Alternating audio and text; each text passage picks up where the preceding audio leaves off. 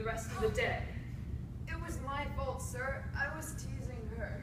Anne is a red-headed orphan who was adopted by siblings Matthew and Marilla Cuthbert. She's incredibly imaginative and is constantly getting into Accidents.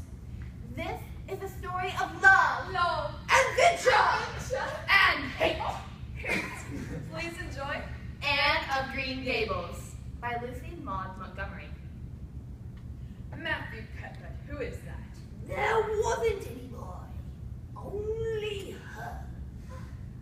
You don't want me? Nobody ever did want me. I might have known it was all too beautiful to last. No need to cry about it. Yes, there is a need. You would cry too if you were an orphan and came to a place you thought was going to be home and found out they didn't want you because you weren't a boy. Well, don't cry about it anyway. What is your name? Will you please call me Cordelia? Is that your name? Not exactly. But it's such a perfectly elegant name. If Cordelia isn't your name, then what is? Anne Shirley. Anne is such an unromantic name. Unromantic? Fiddlesticks. Oh, this is the most tragical thing that's ever happened to me.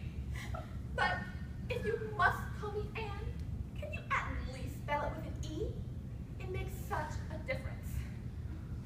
But that was not the first or last of Anne's troubles. Like we said, Anne ends up in quite a few Accidents. And Shirley, have you been asleep? No, Are you sick? no, but please go away, Marilla. Don't look at me. I'm in the depths of despair. And Shirley, whatever is the matter with you, child? Look at my hair, Marilla. What have you done? It's green. I dyed it. Dyed it? Dyed your hair? And surely if I decided to dye my hair, I would have at least dyed it a decent color, not green. But he promised me to turn my hair beautiful raven black. Who did? Who are you talking about? The peddler I bought the dye from. Well, I hope this has opened your eyes to see where your vanity has taken you. Doo-doo-doo. And I want you to run over to the berries and ask them if I can borrow Diana Barry's apron pattern. Oh, Marilla! I can't go through the haunted woods. It's too dark. The haunted wood? What under the canopy is the haunted wood? Well, Diana and I just imagined it would be haunted. Everything around here is so commonplace.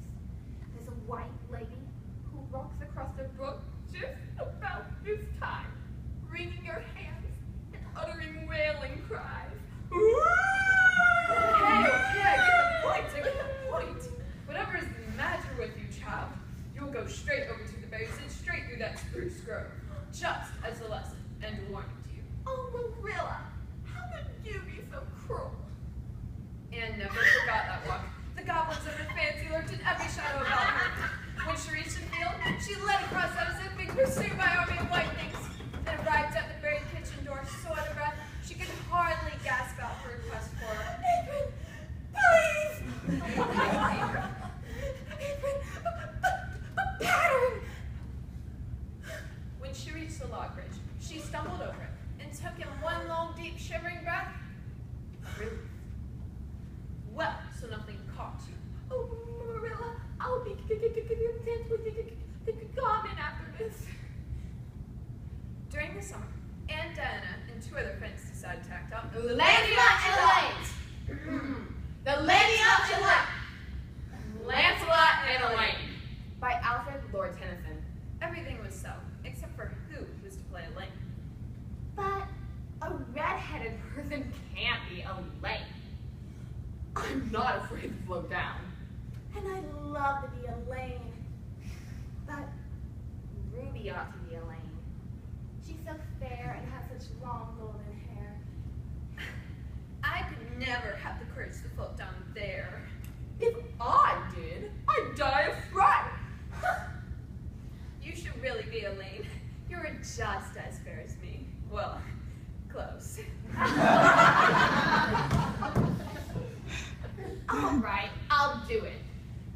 she's all ready. The flat was accordingly pushed off, scraping roughly over our own bed staying in the process. The flat began to leak, but thankfully, the boat floated right under a bridge, just in time for Anne to grab onto a pile and cling on for dear life. Just as she thought her wrist couldn't hold any longer, Gilbert Black came running by. You know, the guy that got hit by a girl. I remember. And Shirley, what on earth were you doing here?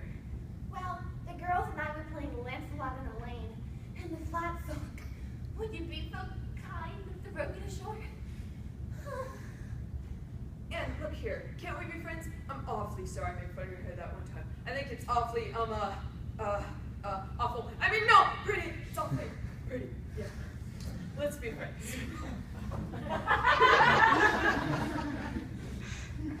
No. I don't want to be friends with you, Gilbert Black, and I never will! Well, I'll never ask you to be friends ever again, Aunt Shirley, and I don't care either. Huh. But despite their determination to hate each other, they eventually did become good friends.